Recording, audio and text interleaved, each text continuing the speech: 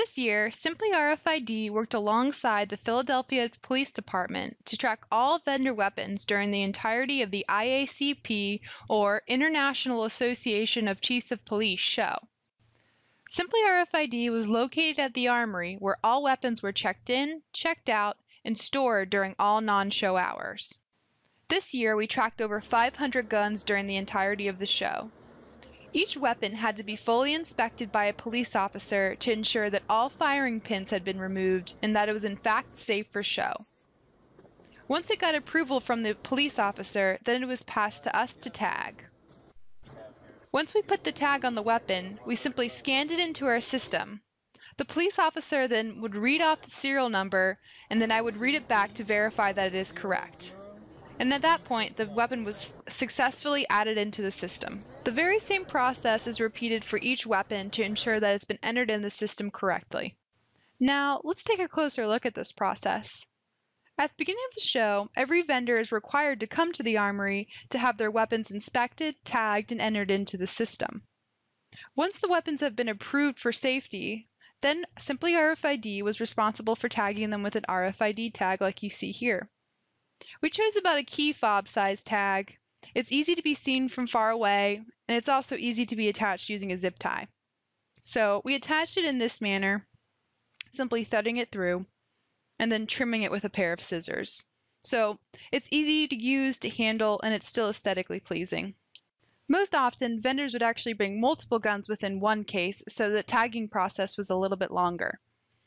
Once we were ready to put the weapon into the system, we'd first take note of the location of the serial number, and then simply scan the RFID tag using a barcode scanner to get the RFID number into the system.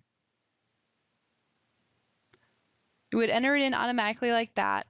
At this point, the police officer would read off the serial number to us, and I would enter it in there, repeat it back to him to make sure it is correct. I would set the location as the vendor name. I'll show you why we do this in a moment. Once the location is set as the vendor, then you can run a report on it. Here, we'll select Magnum Research because that's the brand of the gun. And then we'll simply print out this report. Then, they're to sign this documentation and to verify that is in fact correct, and that's the item that they have checked in and verified with them. Once they sign, they can simply take the weapon with them and bring it to their booth for display. Once all the vendors successfully registered their weapons in the system and brought them back to their booths, we had a moment to start walking around the show. We got to see all the weapons in display with the tags hanging from them. One of the reasons they wanted the tags to be so visible was so that the police department could walk around the show to verify that all vendors had had their weapons registered in the Armory system. Now that we had gathered all the information on each of the vendor weapons, we could export that information onto the Knox Vault handheld.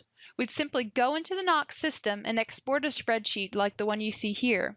In the highlighted column, we can see all of the vendor names. We can see the one we put in most recently, the Magnum Research weapon. Then we could simply export this Excel file directly onto the handheld itself. Once it's exported onto the handheld, we're ready to start the check-in process at the end of the day. Once all the information is loaded onto the handheld, then we're ready to begin the check-in process. This process is extremely important because it allows us to verify that all the items the vendors are checking in are in fact there, and that nothing's missing. Once in the handheld, you hit the inventory button, and then you select the vendor name out of the list. Hit the check inventory button once again. You'll see 1 missing and 0 found. If we hit the missing bar, we can see the exact serial number the handheld's going to be looking for. If we go back to the screen and start scanning, then we can look again at the handheld and see that it has found 1 item. And that way we know all the items that need to be there are in fact there. Now we can hand the vendor back the same form and have them sign it once again to verify that those items are correct and that we're checking it into the Armory for the evening. We'll put it in the Armory vault, which is protected overnight. After the completion of the show, Simply RFiD received rave reviews from both vendors and the Philadelphia Police Department. Captain Fisher remarks, "This was the first time that the IACP used this technology for inventory in the Armory, and it worked wonderfully. It was one of the most cost-efficient and time-saving solutions that IACP has implemented. The vendors loved it because they didn't have to wait in line each night." If you have a weapons tracking application and would like to speak with us, please give us a call or send us an email. Thank you.